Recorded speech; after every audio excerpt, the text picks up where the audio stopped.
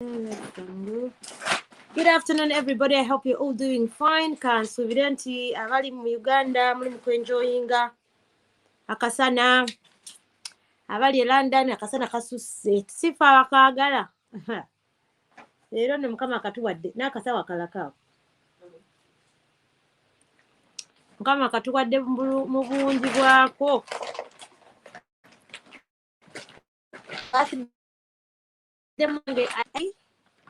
for such a beautiful birthday. I got one of the best cards in my entire life. I received a beautiful card from Change Uganda. Kambalageko banana. Nze kino sikirabangako kyanzalibwa. This is the most amazing thing about call ebintu ebituufu. You meet the right friends. About Change Uganda bankoledde beautiful card and it's so well designed. It has my full story. Eriko ekifaananyi kya Bobi Wine. Eriko amatooke nga bagawandiiseko Bobi Wine. Eriko, eriko cabbages. Nze nga ndi ne Bobby ne Babi. That's my picture when I was launching my book. Nali ku NASA Center. Omanyi if you know about the astronauts. So, semumpita mmere nno nze nagenda kodda nali ngenda mu bwengula. This was in Aspen in Colorado. This is my flat. This is my flat. I was going on a TV program that day. This is me. I was in Uganda. Waliwo mukwano gwange ayanjula. Twali tulina okwambala gomesi ezifaanagana. This was me in Spain. Wano nga tuli mu protesting. Beautiful. Very well thoughtful. Thank you so much, Andrew. Ne aba Change Uganda. Thank you so much. That was such a beautiful thought. Yampandikidem, the arc of the moral universe is long, but it bends towards justice. Dr. Martin Luther King. What a hopeful idea. All over the internet today, we are seeing that uplifting quote. Usually, though, it comes with a cautionary reminders that the moral arc of the universe doesn't bend by itself. You humans do not to do the bending. You, Patricia, are truly bending the arc of the moral Uganda towards justice. Thank you so much, Andrew. Anyway, ebya birthday katubiveeko tuzzeeyo ku lutalo sematalo abayimbi. Omukulu Kyagulanyi yawandiise n'agamba nti it's such a disgrace that abayimbi, they have failed to understand what their brand is. They have failed to understand what their energy is. But because they're so selfish, because they are so narrow-minded, balaba wano ku nnyindo, balemedde okutegeera. Abayimbi baakeera ku makya ne babavugisa emmotoka ne babatwala eggulu babawe ssente. Abantu bano mu busirusiru bwabwe, mu butooletoole bwabwe, they don't realize that their own children don't go to school. They don't understand that they're ripping their own children's future. Kati ya birthday tubiveeko. Komyewo ng'ayonedde. Kyewuunyisa nnyo nti abayimbi, they don't realize nti as they think bagenda kukunyuula mu gavumenti akasente bo beegulira obutaka. This land, obutaka bwe muli mu kugula,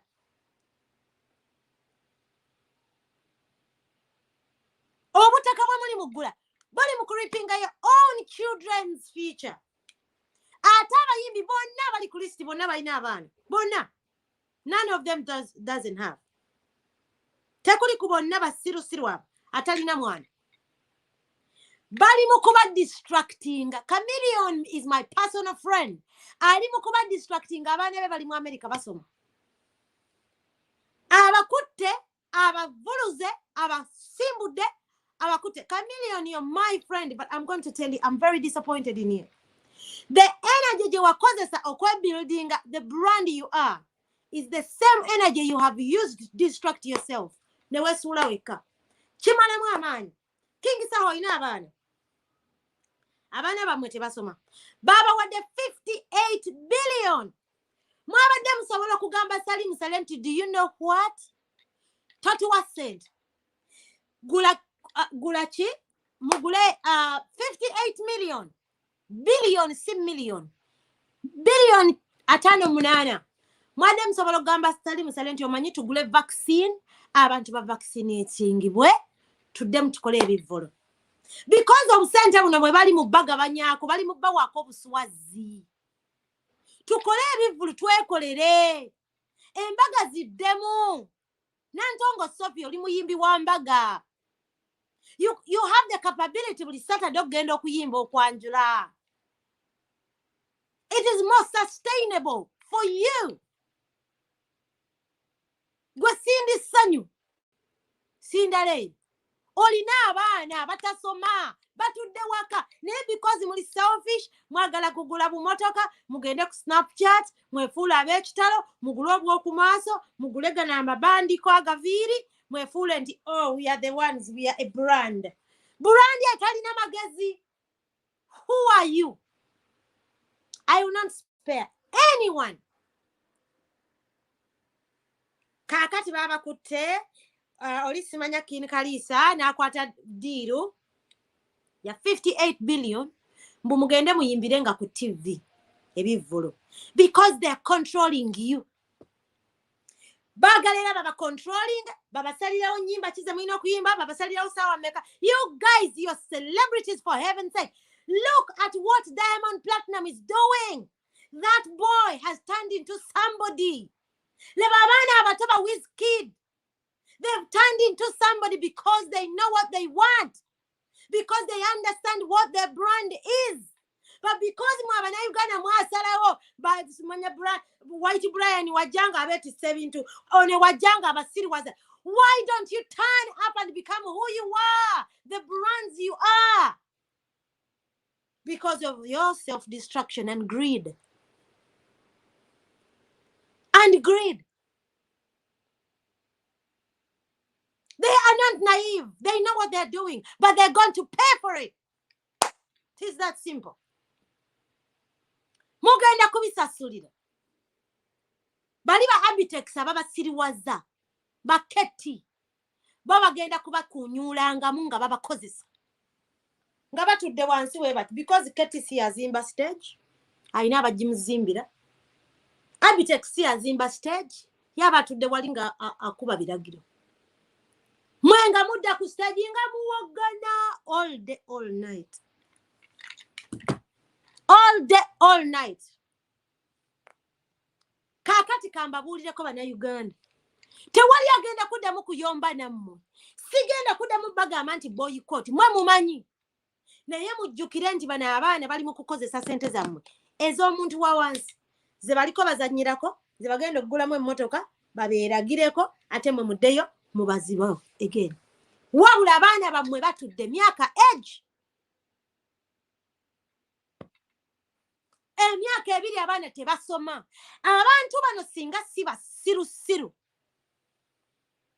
They could have told ekintu ekiri more sustainable is, you know what, government? Ekifo ky'okutuwa sente obuswazi. Tetwetaaga buswazi. No. Ekiri more sustainable is mugeme abantu. Mukwate sente mugeme abantu amasomero gaggulwewo. Oba ebivvulu biggulwewo, tuddemu tuyimbe twekolere. Twekolere. Njagala n'amanya bagampeerezza wano, njagala nga basomere. Yeggo galiwo. Bangi nabiwandiise ye nabitaddewa. Bannanga amannya galiwa. Uganda, until we realize that selfishness and greed is not going to get us anywhere. We keep on making excuses. Ate babadde baavu. Kati mwagala bakole ki? Yes, batule wansi, balumwe enjala like everybody else, because kye balina ekitone kyabwe bayimbire government bagigambe stop. We need our children to go back to school. We need to open the country. Kubanga ensi yonna. This is a global problem. And the world has COVID. COVID tali Uganda yokka. COVID are everywhere. So don't come to me and tell me, oh, tulina kubeera understanding, bambi tebalina kyakukola. No, they have what to do. Balina ekyokukola. Balina ekyokukola. Naye because of selfishness and greed, kulisi kuliko Palazzo, kuliko Chameleon, kuliko Wizzo, kuliko King Saha, DJ Michael, Cindy, Fina Masanyalaze, Mzee Moses Matovu obadde oyimba mu Afrigo nga tubayita ba legend. Moses Matovu, imagine omusajja omukulu omanyi industry, you know how the government of Uganda works. Moses Matovu nawe wavuze motoka n'ogenda eggulu. Muswadde bantu mmwe, ate muswazizza abaana bammwe ne Uganda, ate muswazizza Obuganda ne mukoowa. Muli bagwagwa nnyo, ensi teri basonyiwa. Ensi teri basonyiwa Moses Matovu. Mmwe mwakwata abaana bammwe ne mubalemesa okusoma kubanga mwafuuka greedy. 58 billion zezaabafuula abagwagwa abatoletole ne zibalemesa okukola ekintu ekituufu. Abaana bammwe Moses Matovu batudde waka, mwe muzaalanga ki? Muzaalanga obumi mwe abenzi nga ki? Mwe muli abalwadde mugenda kufa enkya muleka abaana abatasomye. What is the world going to do mwe ba Moses Matovu nga temusobola kujjukira? Tikatukoleko ekintu ekituufu. For once and for all, ekintu ekiri more sustainable is you people refusing that money. Bagende bagema abantu. If you are non-selfish, you could have said no, let that money at least zizabana ku masomero. 58 billion zabadde zisobola okugula kits. Zabadde zisobola okugula kits. Abaana ne baga abasomesa ne bavaccinatingibwa. Amasomero ne gakeberebwa. Abaana ne badda ku masomero. Kiruma nnyo nti abaana baffe tebasoma for 2 years. Tanzania abaana basoma, nze nabikebedde wano e Rwanda abaana baddamu okusoma. Uganda Kenya abaana baddamu okusoma. Uganda yo abaana gye batasoma bannange.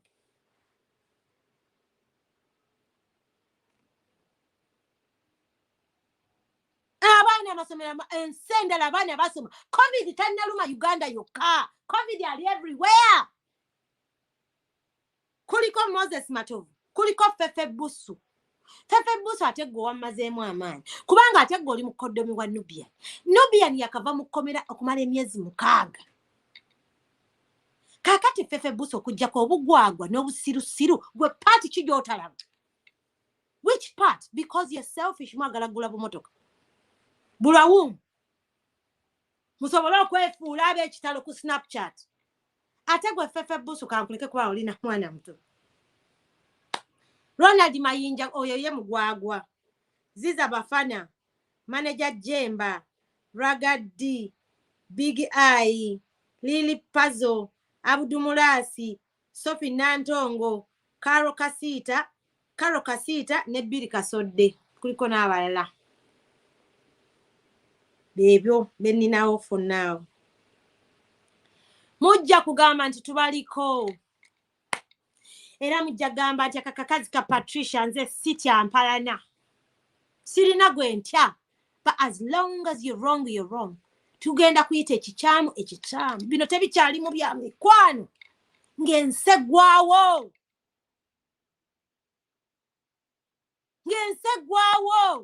Ng'abaana baffe tebasoma. Ng'ensegwawo eggwerera. Bino ebikazi binnantongo birina abaana bizadde biringanga bumyu. Naye ne mukwata kati babakutte. King Kalisa kati gwe kanzire ku NBS. King Kalisa bakutte bilioni 5.8. N'ogamba nti abayimbi bagendanga ku TV ku buli weekend bayimbe. Nga basasulayo buswazi babawaayo ka milioni kamu babawaayo emitwalo 2 babawaayo emitwalo 10 baba controlingirawo ng'abasirusiru. Uganda abantu bameka balina go TV kubanga NBS tebeera ku TV za bulijjo teringanga bukedde ebeera ku go TV.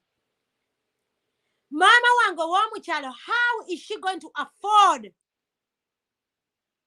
How is she going to afford okuteekako go TV? asobola okulaba abagwagwa bano abali obukunya kubanga mugendako nga muli bwereere kubanga mugendako kuyimba yimba ebyekigwagwa ebitalina na meaning. Do you think that abantu bomu byalo bagenda kusasula oyo nonsense batuulaawo babalabe? Already ekyemuliko kiri unsustainable. People are not going to watch you. Never. Tebagenda balaba. Because not everybody can afford Go TV. They're using you. Ekintu ekiri more sustainable singa bano abantu mubateekako pressure babakolere copyright.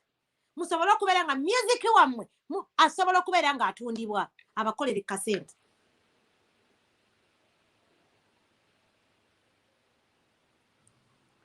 Bantu mmwe muli babi nnyo abayimbi muli babi nnyo. Muli babi nnyo. Mukotoggedde abaana bammwe. Mwe ne mulyamu agamataka abaana bagenda gababbako. It's not what you live for your children, but what you live in them. King Saha, you can't lie to me. Nti enjala yabadde kulima. King Saha olina ettaka. Olina farm. Osobola okulima amatooke.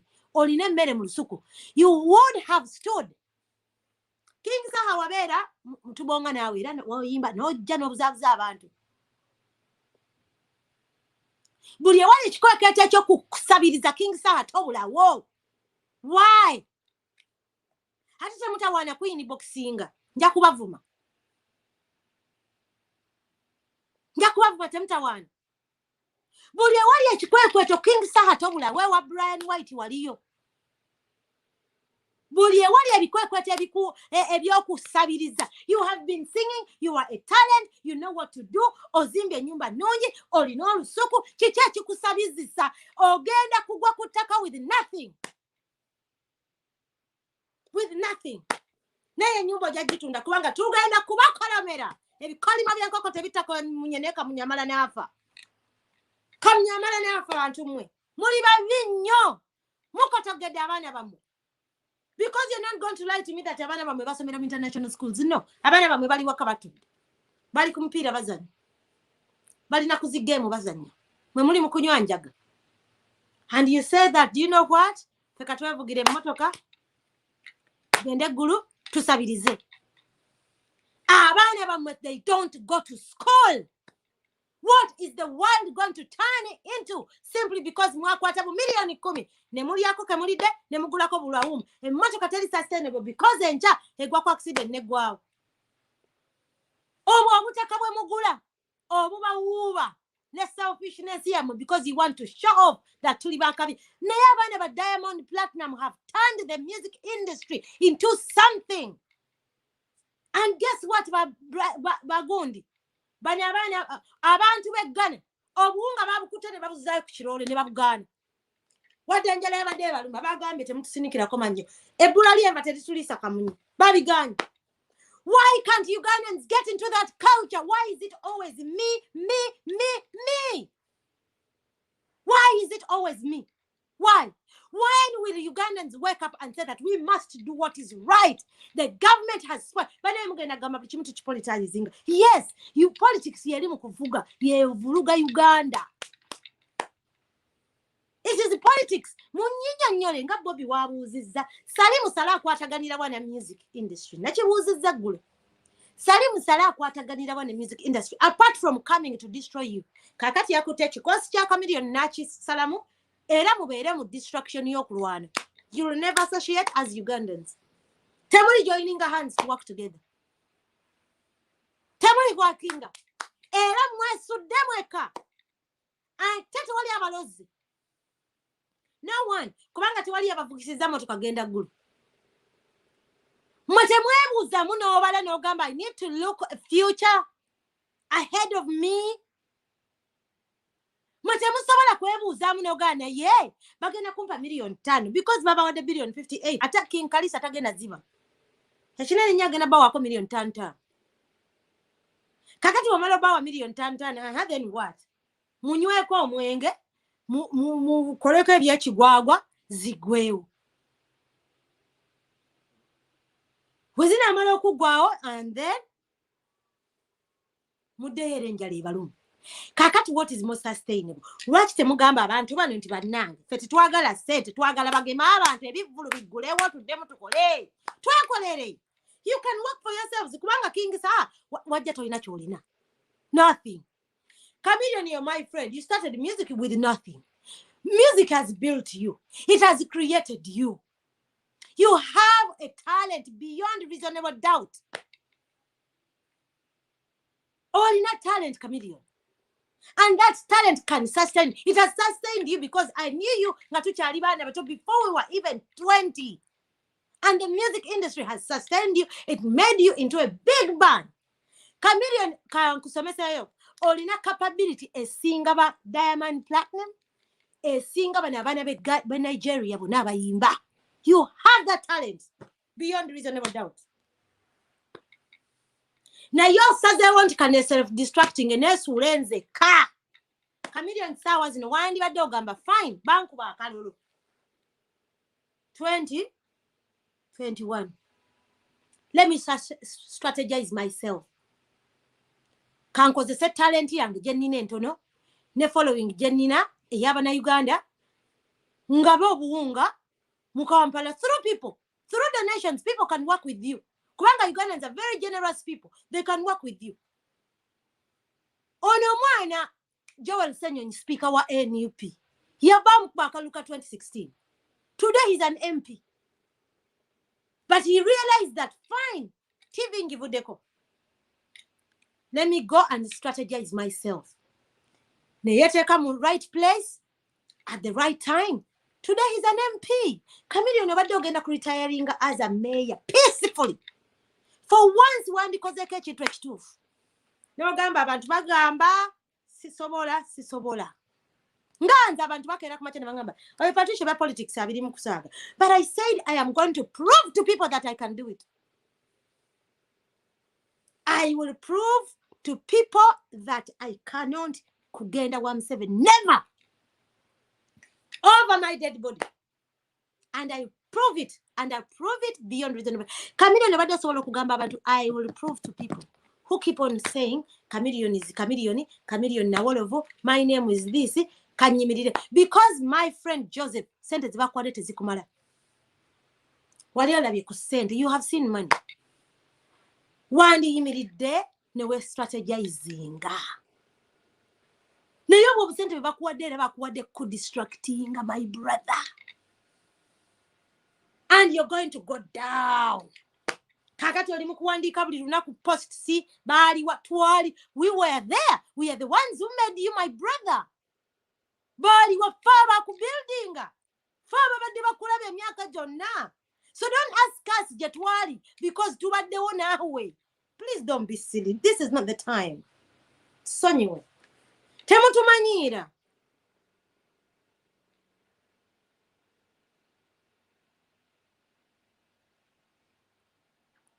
But now Uganda, we need more sustainable change. But we need to start within ourselves. Fengaba na Uganda.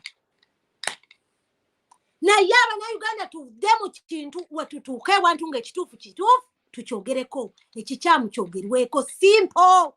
Don't come to me and tell me Patricia tasobola kuba muntu wo, sima Patricia tayogera kubabo, ninyo. No. Okujjako nga tusibye ennyama. Nga Bobi Wine weekera ku machana agamba yawe togenda kwesimbawo. Oba wesimbawo togira ku kadi ya no. Period. Oba oli muganda wange, oba toli muganda wange, yawe togenda kwesimbawo. Nagaana Kyagulanyi. Namugamba na. Miki Wine yamugamba tota wane era takyogera kwera sikuwulira ngozeemo kirowooza. Togenda kubyesimbamu. Abagaana nayimirira ku mavivi gabiri nagamba I love you but painfully tugenda kukola ekintu ekituufu. Until Ugandans tutegeere nti bino ebintu bya bulumi. Very painful for me to wake up and talk about my friend Joseph. Chinuma. Era Chameleon njagala otegeere nti I'm very pained for me to talk about you. But it is also very painful that muganya okola ekintu ekituufu. Ensimu giripinze off. And you're ripping off your own children. And that is the most painful thing. Abana bamwe tebasoma King Saha. Sophie Nantonga abana bamwe tebasoma. Fina Masanyala, your children don't go to school. King Michael, you think it is okay, but it is not okay. It is not okay. Ragadia abana bate basoma. Mwamugenda kuyimirira mugumye emigongo mulowoza it is okay. Ne yamani muli mukunyunyu ntabana bamu. Habana bamu mubaliddemu olukwe. You think in the Patricia Mundi demo, my daughter was graduated already. Halina degree in psychology kumutwe. Yeah, to daddy. But what have you done for your children and the future?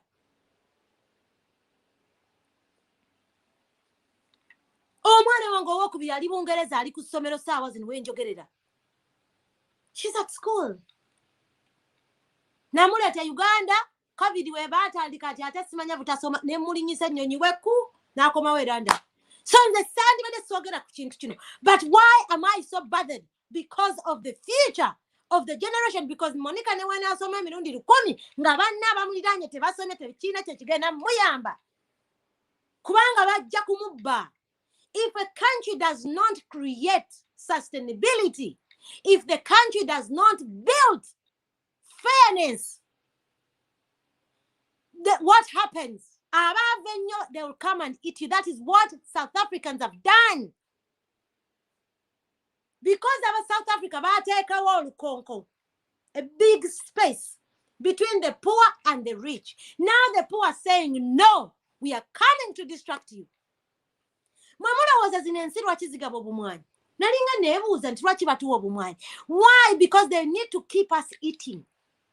Kubanga else tujagenda tubalye. That is why they give out houses. They take out housing benefit. Because they know. Bine bintu bali studying and bategera nti omuntu omwavu ennyo waba talina kyakulya alya ggwe. That's why bateka bagezako nnyo okulaba nti waliwo income inequality. Nti omuntu wa wansi asobola kuvuga Range Rover naye wawaggulu asobola givuga. Depending on your say credit score. Nti omungereza born and bred in the UK, banker, waba avuga Overfinch. Nange Patricia, who comes from Uganda, I can walk into Range Rover. Nemba gamba njagala Overfinch. Nemba tela statement yang. It doesn't matter oba nkola mbakadde. It doesn't matter oba nkola wa mu bank. I can go in. All I show them is my bank statement that I get paid every week or every month. They'll give me a Range Rover. She creating our space for me not to think about going to kill these people. But do you know what the government Uganda started? Do you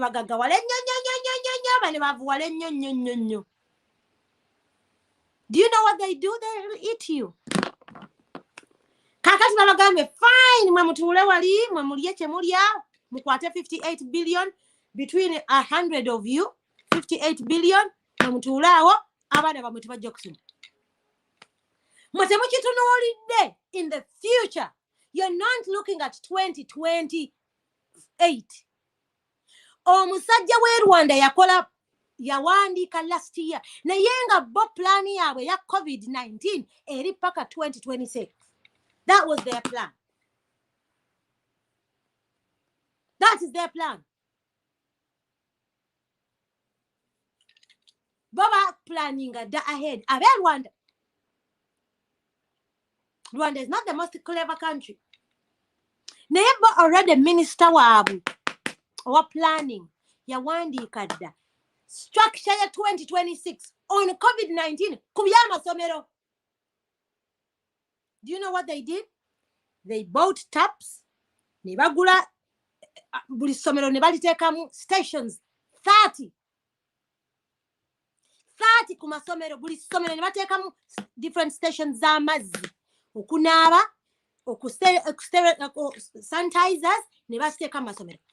Ne bakola ki? Ne bagamba fine, we need vaccination. Yes, tugenda kendeeza ku sente zino, tukendeeze ku zino, ne ba minister tubakendeeze ku zino, tu creating sente, tufune sente zimala abaana badde ku masomero. abaana baddeyo ku masomero, because they know if you rip off a generation without education, it is not sustainable. But abaana abatasoma bagenda kutandinga enti emiguya, bagenda kufuuka emisegi, and guess what, they'll come and eat you. Tebagenda kubatawaanya because they have nothing to lose. They don't know any better. Tebasomye, bagenda kutandika kubeera obalaba badda muno badda muli, bagenda kufuuka ng'abasajja nga Ismolakis eyava Sweden n'empapula ze Sweden n'agala kati kangenda Uganda nsabirize nti nange eyo ye sustainability yange gye creating for myself. I'd rather quit you than me turning into a beggar, because when you turn into a beggar, somebody's going to decide for you. This is what they have done with King Kalisa. They have said, fine, muli basabirizi cool, tugenda bawa 58 million na tena zote tugenda ziba kwasa, tujazi kwasa King Kalisa mwe mjenga ku Friday muyimbe ku stage, muyimirira ko mwasabe all day, tumale tubaweyo emitwalo 5 atena zote bazisasula kubanga Uganda tebalina kaliki esasula, era King Kalisa mugenda kuzunganga naye, era tujja kwa tukyali wano ku social media nga tubalaba nga bazibanja. That is what the government of Uganda decided for you. Wabula abaana bamwe tebasoma. Kyembabuuza mwe abayimbi mwenna ba Moses Matovu. Gwe omusajja Moses Matovu abadde mu Africa mwe abasajja betuwa respect. Okwata otya kubo gende wa Salim Sala tayimbangako, atamanyi na kusuna guitar. Salim Sala kugamba ki kubya music. Why would somebody who doesn't even understand the music industry decide for you? Why? There has got to be a way that someone understands industry yange. Kubanga omuntu ategeera kyendimu ya kisalirawo. Naye Salim Sale tafaayo oba mugoba temugwa. Tafaayo. Salim Sale kintu kyemwadde ino mugamba nti you know what? 58 billion tugatteko neze waba keti milioni 8 ze million ezo bilioni 6. Tugule gundi vaccination. Let people get vaccinated at least batandikire mu urban area nga Kampala, ebivulu biteebwe tudde twekolere sente zaffe. Afrigo band mbadde mbapangisa okukuyimba mu kikadde. Tugenda mu kikadde Afrigo band mbadde mba 1 million 10 million. Nga tetutaddeko practice, tetutaddeko time gye mugenda mu rehearsal kubanga nalinga nino bagulira oba mafuta oba drinks. I don't remember, but I know that I used to pay something. Ne mwakoliranga practice. 10 million. Chokanga Afrigo mwalinga ku Sunday somewhere else. Ku Saturday nga mbeera mu governor. Ate era mwavanga ku kikadde nga mwine ekivule kira kyemugenda. Kitegeeza olunaku musobola okukola 30 million. It was more sustainable.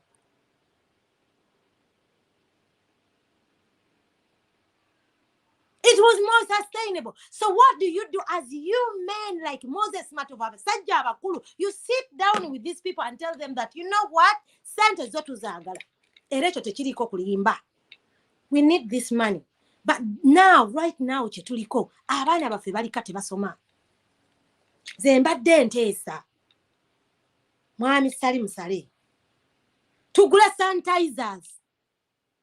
Tugule testing kits. Let the schools begin. Let the country open to them to kole ebivulu.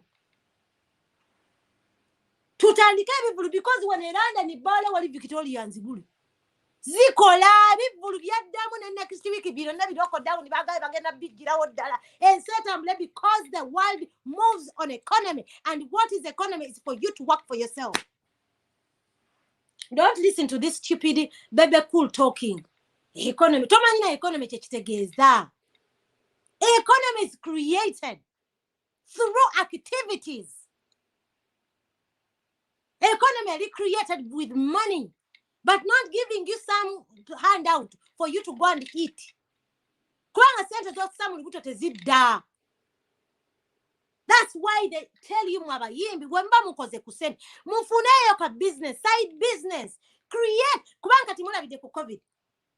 Abatali na ka side business, guess what? Bali mukusabiriza. Kyagulanyi, what makes him very important and importanter? When he sang Yasooka n'atunda amagi mu Kampala omwo ng'ali n'abaana bonna aba distributing amagi. Weyamala n'agaa kati amagi kakuze kanfune aba boda. N'agula zi boda. Distributing a Kampala with borders. Enseenene. Distributing ebipipa bya enseenene. Kati enseenene zigenda nga zizaala ssente. N'agula busaabala. That is how money is made. For those people who keep on asking, atemikiwa insente yazijewa. Bana abaana bakwata sente zabwe sente entono zisobola okuzaala sente. As little as money can. As little as possibly can. Waliwo omusajja Uganda anguza kabalagala.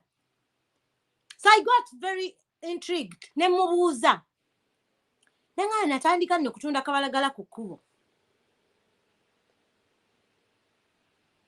Kati today kabalagalawe atambulira mu freezers nga bamutambuza. He's rich. He started small. Mukwata sente nyingi ne muzigulamu motoka. Ne mugenda ne mujjayo zironi. So that how can you take a loan to buy a car?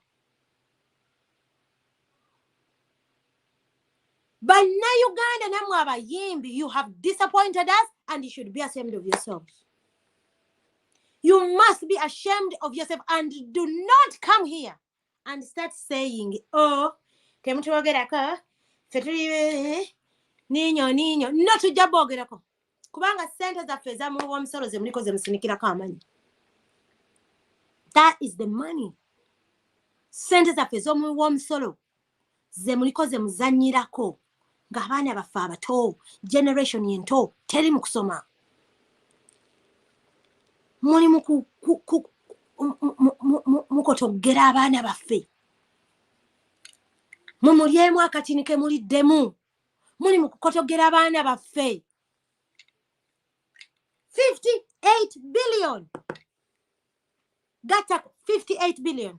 Gatako another 8. Kubanga basooka ne bawa baketi.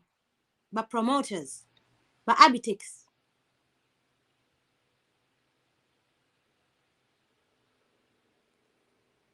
Kati maze ne baleta keti naye ne bamuwa 58 billion. Asobola kuba distracting bakutaka. And you think it is okay fe tetujja biyingiramu. Ndi kumpi kumaliriza nsumulula amasimu mukube essimu. Njagala okubagamba nti Abannayuganda tuve ku ba MP baffe. Ba MP baffe baweereddwa emmotoka oba sente z'emmotoka. Sibe ekizibu. Ekizibu kya Uganda is Museveni himself. Akwata 200 billion naziwa ba RDC. Ba RDC Museveni yabasasula. What do the RDCs do? Kuddukanya mirimu gya Museveni na kumukumira mu buyinza. Ba MP baffe already aba MP ba opposition abantu babasabiriza nnyo nti n'obwo obusente babawa era babuzaayo mu bantu. So boss ye problem nakati niwe kati era aba MP tetubakuba no bo tebalina tabu kubanga newe banazigaana. Guess what? Sente ze bazaayo ate Museveni zaakozesa abatala. So njagala otegeere nti aba MP abaffe especially katubateekako ninga bagamba abantu babanje emmere naye teffe tetulina bakuba kubanga bo tebalina kyakola. Bali already in a messed up. So tubateekako ffe nga ffe ate tubateekeko enninga ate ng'era ffe tubasaba kubanga Abannayuganda basaba ez'akawunga ne bakusaba ez'obulwadde ne bakusaba biki ne bakusaba Uganda's problem is all mess. Hello Ivan.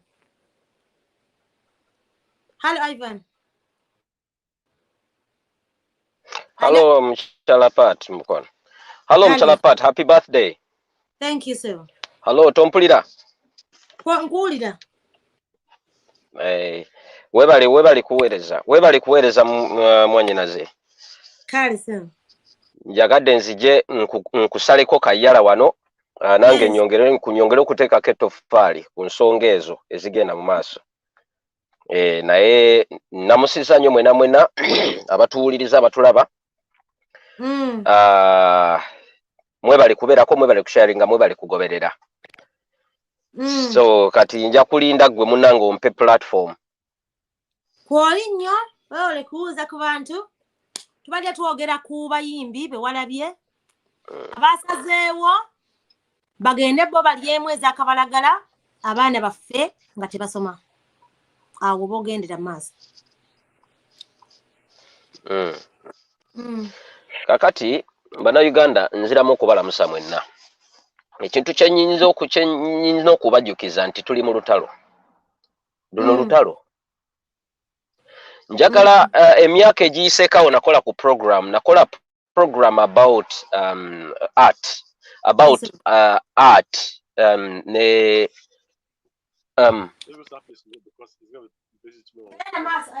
just a second.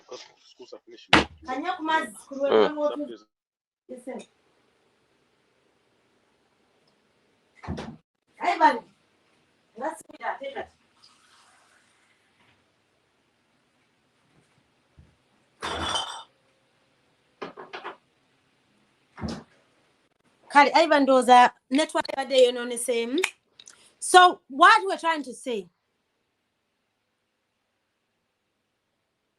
Munansonyiwa bannange munansonyiwa badde nina ekibadde kindistracting nze nkomyewo pat kakati kyengezaako kubagamba bannange abannayuganda ekintu kye mulina okumanya luno tuli mu lutalo we lost our brothers and sisters during campaign trail. Hakim Sekamwa yattibwa tetumanyi John Bosco Kibalama gyali era mbabuulire essaawa zino John Bosco Kibalama ateekwa okuba naye mufu abaana bakuliddwamu engalo owulira abaana batokyalingiddwa abaana balekeddwa nga balema n'abamu tukyali n'abakyali mu makomera baganda baffe abaana baganda baffe mikwano gyaffe bataata bamaama owulira muganda wange tulina abaana abayiye omusaayi ng'abantu abayiwa omusaayi gw'abaana abantu be basali musale owulira omuvubuka eyali bodegaadi wa Honorable Kyagulanyi mu campaign trail emmotoka ya UPDF gwe yakoona n'emwasa omutwe emmotoka yali ku hard shoulder kwe yali evugira tewali government official n'omu avaayo yali avuddeyo kuwogera ku kintu ekyo oba kubuuza kuba emmotoka tekkirizibwa kuvugirwa ku hard shoulder ku pavement naye omuvubuka gye bamusanga ku wabbali ne bamukoona ne bamutta bakuba eyali cameraman munamawulire wa Ghetto TV Hashraf ne babula okumutta abajaasi bano basali musale bennyini on their orders tewali yali awulire Sali Musale ng'avaayo ku condemninga any of these actions. Sali Musale tavangayo wadde okwogera ku kintu kyonna about Ugandans who are being killed every day and night. Bafulumya budget IMF yawayo sente yawa Uganda sente Ministry of Health ne bagiwaako biliyoni 10 naye njagala okubuulira Minister of biliyoni 10 ezagenda ku Minister of Health njagala okubuulira 80% biliyoni 8 zagenda mu security ekyo mwagala mukkirize mu kigaane ezo sente zagenda mu health biliyoni 8 zagenda mu security era zagenda straight paka wa Sali Musale kiriza Ghana then abaddako ku receiving sente za IMF ze baakeewola just recently 50 billions zagenda ku security ezo ze ziri official naye nkubulire ezo straight zagenda wa Sali Musale nabanja sente ze yasayiningira 4 okugabira abantu emitwalo 10 ne bawandiika n'abafu abantu abaafa emirambo abata receiving sente ezo zonna ziri wa Sali Musale oyo mukazi ze yasayiningira ensonga lwaki baamuwa obwa minisita kubanga Museveni anoonya bapapetsi be kati bwe baamuwa obwa minisita balonda abantu ba yes be bajja okukozesa okuteekako signatures bo nga batwala omudidi era ekyo ekikazi abantu ng'ekyo ekikazi nothing will happen to her and nothing can happen to her because she's protected kakati tulina abannayuganda baffe enjala mu mayumba gaabwe babasanga nga bafu honorable zaako omusajja yakongoka ng'agendewa honorable zaako kufuna emmere n'agwa n'afa njala tulina abantu ababonaabona essaawa zino mu muggalo then tulaba ba musicians bano the so called abeeyita ba musicians bazunza empale nga bazitwala eggulu okurisiivinga ssente zennyini nabo ze bamanyi nti ezo ssente zaalina kubazza abannayuganda bazeewola on behalf of Ugandans okuyamba mu period ya COVID-19 naye ne bazidivertinga off ne bazitwale wasali musale mu kifo ky'abayimbi bano okuvayo okubanja ssente n'accountability ya ssente zino bazunza mpale bagenda kulya ssente enzibe abasajja bano nalabye ekifaananyi kya Sali Musale ng'atunulidde kamiliyoni ng'amukeneka n'omukeneka omusajja yatunulidde kamiliyoni ng'olaba amukeneka n'omukeneka gamba now look at this bloody idiot hulira ng'alagira ddala nti temuli ekigenda okuddirira bano abantu nabagambye bagenda kutandika okukubagana ng'engabane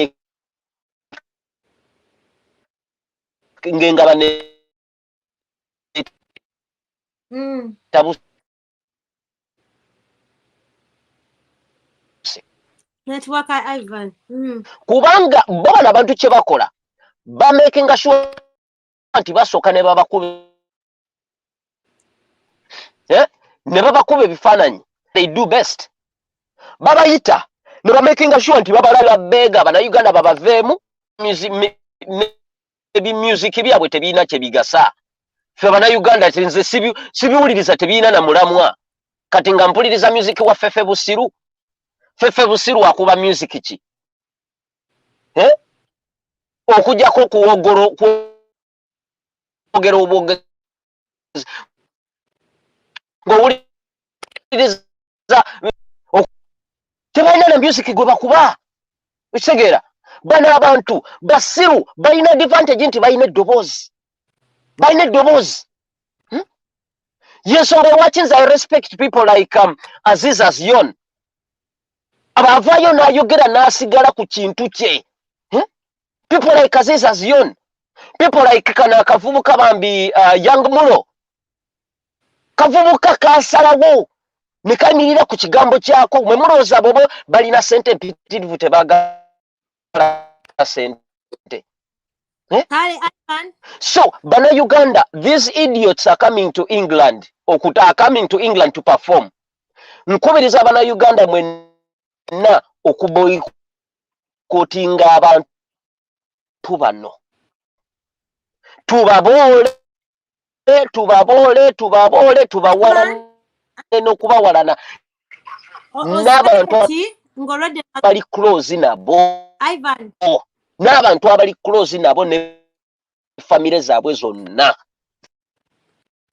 Sorry Ivan, network ayo eri very bad so kodemo fresh nga simyo bokomewo kubanga abantu sikuwulira at all ate wajidde nga amaze okusumulula esimu kale kati abakuba amasimu mukube Ivan you can come back naye sokotereze network ayo katono hala hello nsekuwulira sebo neyanziza nnyo the most beautiful card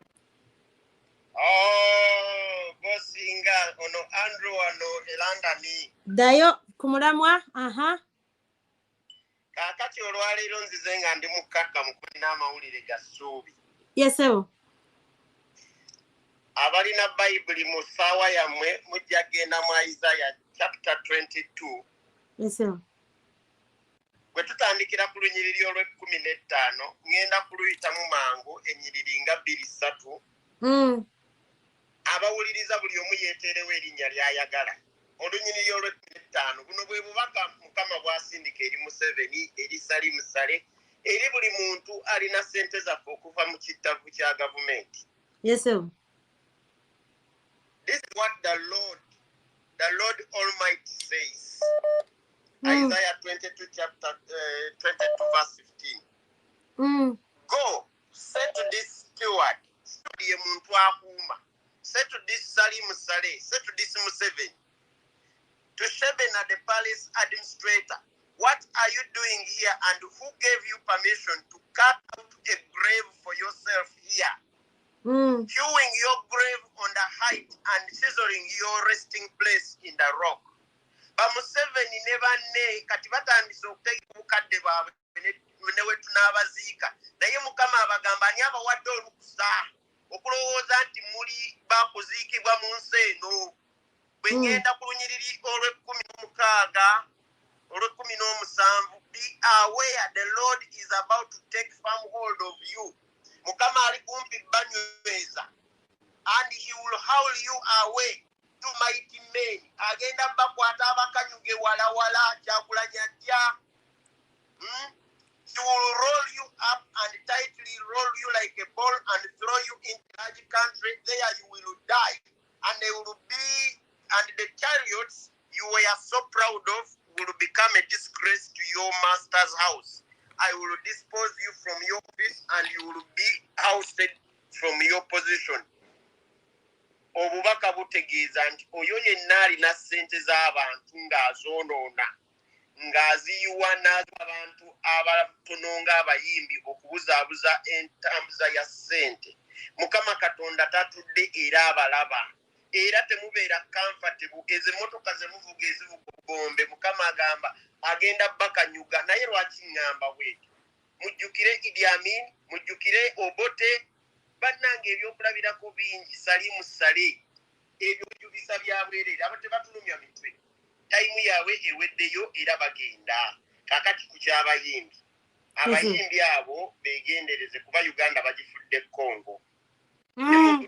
Seko bwatu bwe yafuga Congo. Abayimbi abafudde comfortable bambala amajolobera. Abayimbi b'e Congo be basooka okwambalanga essaati ezo ezimasamasa eza golodi. Bakuba ndombolo ya solo. Naye Mobutu bwe yafa tugenda okutuuka e Congo nga ebinnya ebiri mu luguudo ng'abantu balya nkima bya misota ng'obwavu buluma abantu bakakali. Bannayuganda bannange ba Jose Chameleone, ba King Saha, Basindi, mwali bakabi, naye kyemukoze nnyammwe Uganda n'abaana bammwe. Era omulamwa gw'oleese mulungi, abantu beekeberere balabe abo abantu tulina obbavaamu. Tukole ng'omusiraamu, bw'olaba ekibi kyogereko, bw'oba tosobola kwogera kisindike n'engalo kiveewo. Abo abayimbi mu basindike babeere walawala.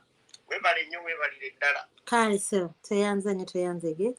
Thank you very much. Buli ali mu kutulaba asobola okukuba essimu, osobola okuyisaawo akasimu dakiika emu, oyiseewo ekigambo kyo ate ndowooza naye nemuganye. Uganda nzeko eno tuyonganga keeping quiet nga tubiraba nti bikyamu ne tugamba oyo tujja mwogerako Sylvia Wori simanya creation tusirike banaye temumwogerako banaye temwogera ku bantu until we're not getting into the habit of calling bad. Ekintu kyogerwenga bwe titugenda kulaakulana. Hala kale nyabo naawe gyebale. Hello. Ensi ekuwulira nyabo. Hello. Ensi ekuwulira. Ala network ye ndowooza si nnungi. Hala ate nono avuddeko. Sibategeera. Mwena twakaza mwembe. Oba yange yembi. Hala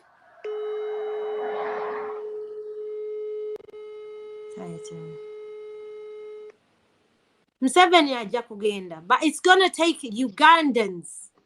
Fenga, hello. Wanji nyabo. Hi, what's your birthday lady? Jetuli. Kakati nze kyenjagala okugamba bannayuganda. Here we are again. bantu bangi nnyo bannayuganda bwe ntunuulidde ekintu kya palaso ne ntunuulira ekintu kya Jose Chameleone kino ekintu kigenda wala kigenda wala nnyo munnayuganda kati nze sinaalye namaze ddojjufuna kigenda wala ekintu kye tulina okukola bannayuganda kwabo bonna b'oyogedde baba abasibana nabbi zakutukana n'ebintu tekuliko kwabo bonna b'oyogedde atategeera nze n'olwaleero bw'obadde ku live ntandise okulowooza nti Museveni yalibera just 20% as a problem of Uganda. It's we Ugandans. Kubanga twalema okutegeera to create. We are not creators. Tukopa bukopi. Buli omu ayagala kuwulira akanze ennyumba ennene enjeru eberenge emagere ntekeko ebiti ntekewo ebyenja ntekewo ebibwa. Kind of those things tutegera. Naye mu new world eno gye tulimu social media, you have to have skills. Olina okulowooza ennyo. Ate olina okulowooza nti abantu bannamanyako ki. Chameleone yimba oluyimba bayita tuyita nabo abantu balusina nnyo n'abaana bange bakuteekawo wano naye kakati okuva eggulo ezo sidi tukasedda wabweru nakwale tulina YouTube naye bye twabiirabidde. Naye kinjagala okugamba bannayuganda kife kizibu kya Uganda obadde kulive wankinyikidde muse kubanga toyinza kuŋŋamba nti abantu abo n'abakedde abamu ne bagenda mu nviiri abamu ne bagula engatto ne bazituma ewaddobi ne bazikuba eddagala ne bakwata essimu ogenda w'oyo omusatanyika nga kuwadde nakupesa kizibu kya Uganda. Bannayuganda tulivingidde mu hypocrisy naye Uganda egenda. Abo bonna balina abaana baabwe naye Uganda bagitunze. Ekifo kye baali badde bamugamba omusajja nga bw'obadde ogamba nti leeta vaccine abantu babagire ffe tuddeyo twekole tubeere free. Oba simulula abayimbi abalala katulinde tulabe oba tuva mu lockdown naffe tutandike okuyimba mutebi. Tebalina bintu ebyo nafa nga bajja baagala okutweragirako. Kyenjagala okuganda ekintu eki njagala omanye munnayuganda w'oli kati Kabaka, we are the boss. We are the boss. Emoji comment gyoleka ku posti y'omuntu is worth bannayuganda. Ekiro nabadde Instagram nga tuli ku conference abantu nga bajja boogera bannayuganda start valuing your emoji gyoleka ku posta y'omuntu. Start valuing ne wekibeera kivumo kyoleka ku posta y'omuntu kubanga ebivumo ebyo ffe bwe tunajja abantu 15 ne bavuma ye social media yeterowooza nti bali baakuvumye ye kubeeraga bulazi nti abantu baakuzzeemu nti olina bafollowers bangi nti olina bafollowers. Bannayuganda njagala okubabuulira era mbadde ngenda kujja kukola live ate nojja naye mbadde njagala kukozesa ekintu value your emoji like value who you view who you like. Moving ebintu byenze ku social media bali mubaleka abali e Uganda abanoonya obunoonya nti gundi oyo sati salabawo sente zijja kuggwawo balikeera nga Uganda twabayitako dda. Value your like, value who you see, value your emoji. Kati kyenjagala okubaga nti bali bononona abantu bonabonona abagira abaali bayimba abo bonabonona ba Chameleone abo bonna mutandiko sigana na kibagamba kibabuulire. Value your emoji, value your like, value kyowandika ku page y'omuntu obeera omukolede kubanga social media since ekiro kye nawulidde how social media is moving likes, who follows you, who are you interacting with, who do you like, which post are you moving. Uganda to judge more. The more we go into the social media, Uganda is moving forward. Sente zijja kuggwayo bannayuganda, sente zigenda kubeerawo but it doesn't. People they don't know about how much money you have. It's all about likes and who you like. Kati bannayuganda njagala bagamba tujja kulaajana nnyo n'ebintu byasali musalede ssente still going era mugenda nakulaba abantu abasinga nga bagenda kubeera malasi. Waliwo ba bloggers bemmanyi bali awo beeripalipa beekolaakola obuto okusinziira ku trend eno gyendabye yagenze ewagundu ewasali musale is big naye njagala kubule Munnayuganda tewali kagenda kujjawo Bobi Wine, tewali kagenda kuzikiza for change. Ate era Uganda we gonna have a change mwali mugane which is gonna happen okole tugenda mu social media okuzikiriza abantu. Kinjagala okusembera ndeka mu kanti katenonyo kamiliyoni yonna gyoli wagende Tanzania nonywa enjaga n'obuuka mu hoteli noyagala ogwe wansi n'obetendeka. I wish to what that another problem of Uganda. You have a percentage of Uganda problem. Thank you very much. Champulidde statement ya Nina. A very important statement. Value your like, value your comment. Wogenda nakibagamba kino kinakomesa dda. Wogenda ku page ya Ivan n'omuvuma. Social media tebala bivumu. Ebala comments. That's why people are paid. That's why some people are called social media influencers. That's why people advertise on their pages. This is where we are moving. The Snapchat. Abana abalina Snapchat nga bad black. She used Snapchat to sell stuff for people. But remember, the bad black atalina content yeriao ajja n'abawemula nebaka ne bawe n'amukitinga n'awemula n'avumono n'avumoli like and again. But guess what? Because she has a great following, people got to see her. And guess what? She's making money like that.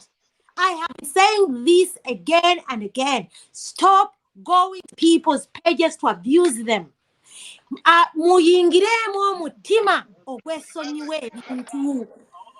Simanyi ngeri ki ngenda kukwata migomba kube mulekerawo okubeera n'emputuba ne Uganda.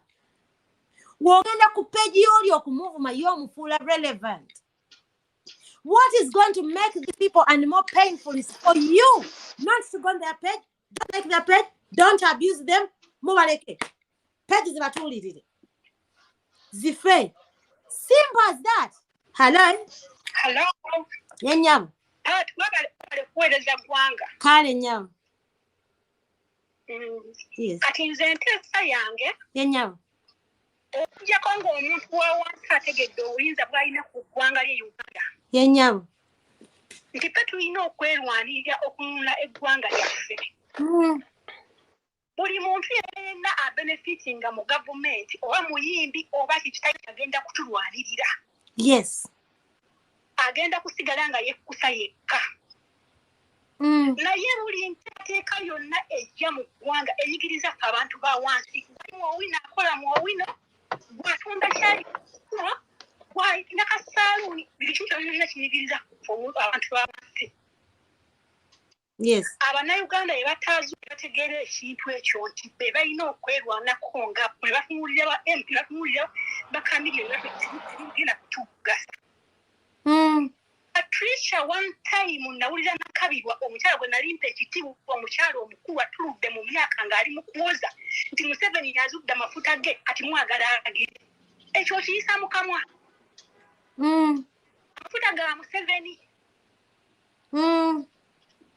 Ekintu ky'abannayuganda nti amafuta ga bannayuganda awula yagamba Museveni yazudde amafuta ge kati mwagala mbu agende ng'alagawa. Bannayuganda letu kyalina kyaffe. Buli kimu kyonna kya Museveni na famire ye. Yes, twerwaneko tweddiza eryaffe. N'atuuka kugamba nti nno ente zironde. Wano Museveni njagala yafuna 120. Abasomyi be tulabirako. Be abayivu be tulina mu ggwanga abateesa eggwanga lyaffe. Batulabira ku levo za nte. Yeesa yange bannayuganda ekiseera balabuke. Basika amaaso tusituke. Ekitali ekyo tugenda kufuuka baddu mu ggwanga mu nsi yaffe. Tweyanza nnyo tweyanza. Mukyala akubidde Uganda. Agambye abannayuganda it's at time. Bannayuganda bwe tutalitegeera value yaffe, we tutalitegeera value yaffe, tetugenda kutegeera. We tutalitegeera kumuvinga na biriwo, tetulitegeera. We tutalitegeera nti ffe tulina amaanyi mu mikono gyaffe ate we have the power to change this government. But how are we going to do that? We must be more serious. We need to become more serious and vigilant. Let us know when to do what. When the tune of the drum changes, the dance must change. Mulina okutegeera nti luno olutalo lwe twingiramu lwa kuluma gwa wansi ne waggulu. Ivan, maliza, let's remarks together. Ivan?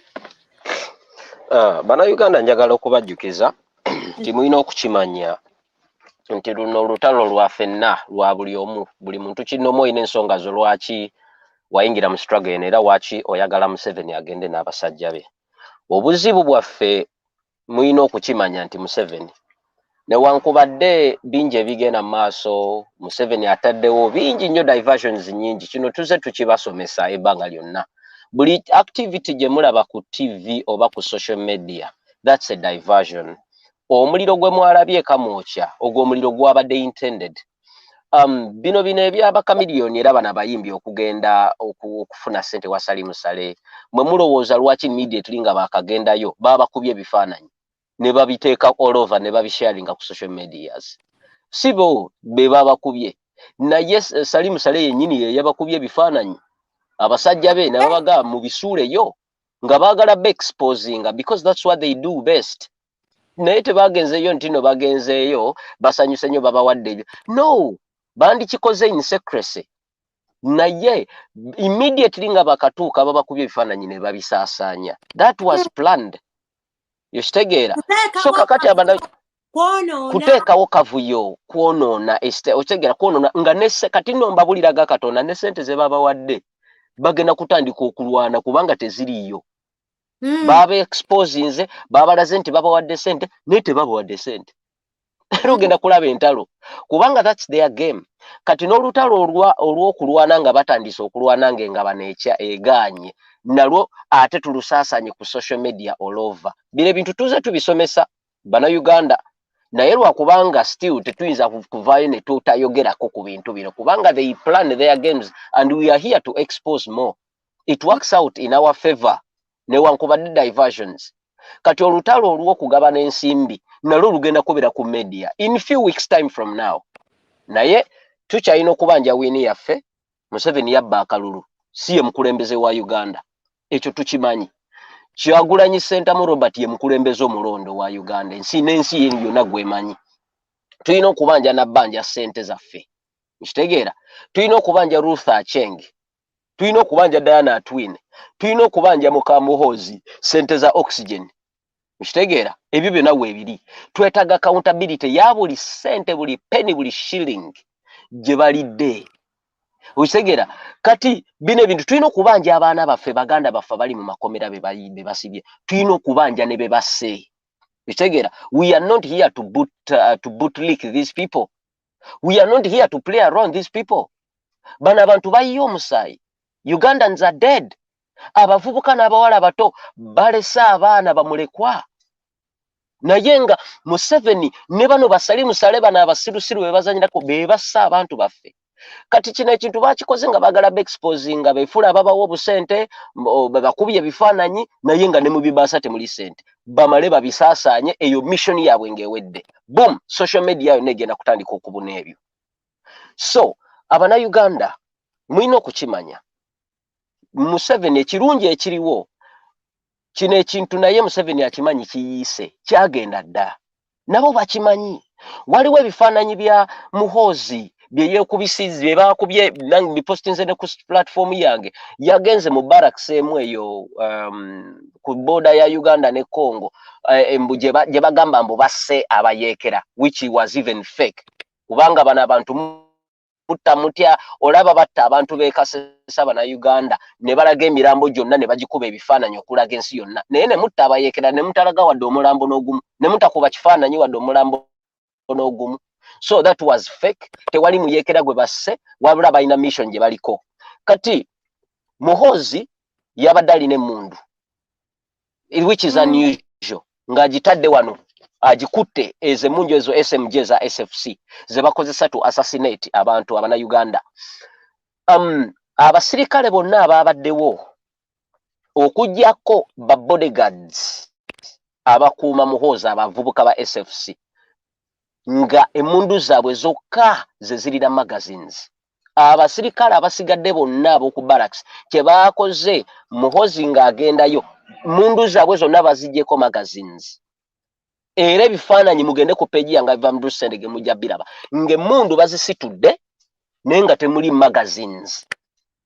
Nga temuli magazines mulowooza lwaki?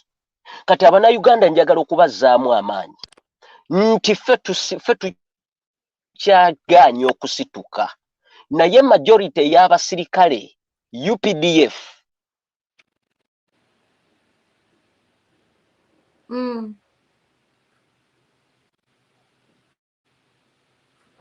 Ivan network ezemu nemu tabaganako. Kale ndowooza ekyo kimala for the day. We will start here tomorrow. Thank you very much mwena abasharing video abatambuza obubaka. Please mbegayiridde mwenna gye muli abatwita abanange tubanje abaana baddeyo ku masomero. Kino ekintu tukiremereko. Please, this should be something nga bwe twabanja abaana abaasibwa mu makomera. Kati ndowooza era nakyo kati ntegeke ate protesti ku Uganda House tugende tu protesting amasomero gaggulwewo. Why? Because we cannot have a generation y'abaana abatasoma. So I'm going to liaise with my team abakola protest tusobola ku protestingako. If everybody can protest in their own different countries, bananga we need schools to be open. It's important. We need abamanyi okola designs posts. Please, if you can design something free, Janet Kataha, free the schools. Let the children go back to school because everywhere in the world there is COVID. But amazomero gasoma. Temugenda kutugamba nti Uganda yeri different yokka. Temugenda kutugamba nti Uganda yeri affected by COVID. We all are living with COVID. I got it before. Ensi zonna zitambula kati ne COVID, but the world is going back into normal because they realize that the world cannot move.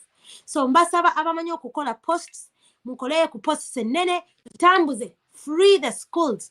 Uganda government must release the schools. They must release our children to go back to school. Kino ekintu tukiremereko, tukiyimbe, amasomero nga gagguddwawo. Abaana baddeyo okusoma. Abaana tebasobola kubeera mu pittu nga balina emyaka 9. Ekyo tekisoboka. Abaana baffe bali mu kufuna mbuto. Bakugamba statistics, get the internet and check the statistics of how many children got pregnant last year out of school. How many children refused to go back to school because bakuze. Every single time they get distracted. The parents are taking loans. And guess what? As soon as they went back to school, the schools were closed. Kati next time we bagenda kudda badde bagule sabuni badde bagule ebitole bya simanya bya toilet paper and blood. So we need to come and stand as fe guno gwe mulimo gwaffe letafaali lyaffe tudem to protesting kati kuluna to protesting kugula masomero. Museveni aleke kwesiriwaza akimanyi nti COVID yali erwa kati tugende mu neighboring countries mu East Africa moka. East Africa amasomero gonna gali mu East Africa gasoma gonna. Kenya abana basoma, Tanzania Rwanda abana basoma, Burundi abana basoma. It's only in Uganda that the schools are closed.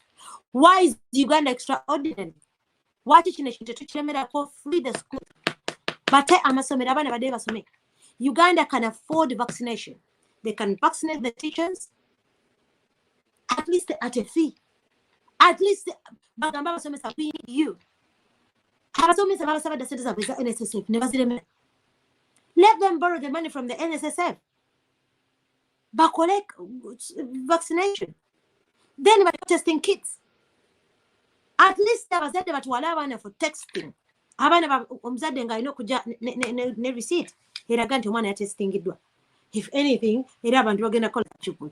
Bazile to Kumasomero, Havana Masumi. mulina okumanya we must bane tubanja abana baddeyo okusoma. Kino ekintu kiri very tetusobola kukkiriza ku rippinga future y'abaana baffe.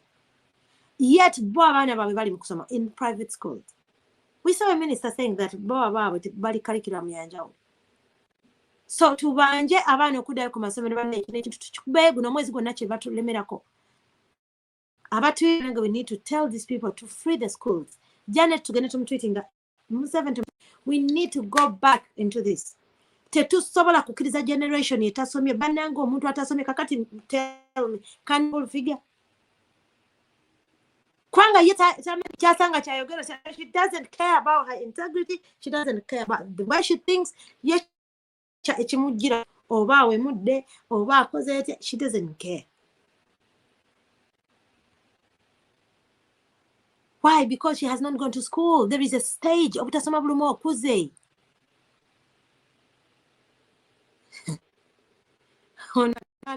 Ye bani aba bakola abaana embuto babaguleko emisango. Bani abagulako batya emisango nga n'abazadde nabo baagala abaana bagende bafumbirwe babawone. Bani akola ki? Some of the parents have no choice. There's too much time on their hands. That's why abaana balina okubeera kept in schools. Thank you very much.